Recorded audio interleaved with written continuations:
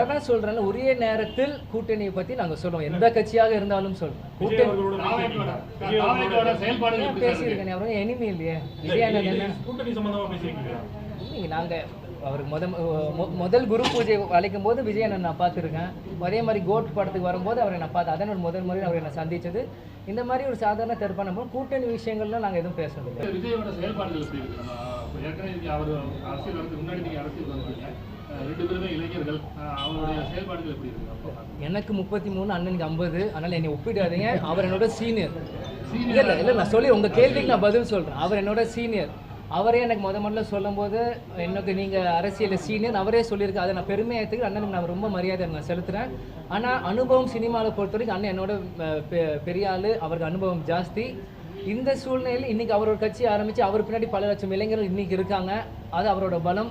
20 வருஷம் முன்னாடி கேப்டன் பின்னாடி பல லட்சம் இளைஞர்கள், அது தேமுதிகவோட பலம். இன்றைக்கு விஜய் பிரபல நாங்கள் வரும்போது எங்களோட நிலைப்பாடு என்ன, எங்களோட விஷயங்கள் என்னவோ அதை நாங்கள் எப்படியாவது கஷ்டப்பட்டு அதை அப்பா என்ன செஞ்சாரோ அதை நான் கொண்டு வரோம். நாங்கள் ஆசைப்படுறோம்.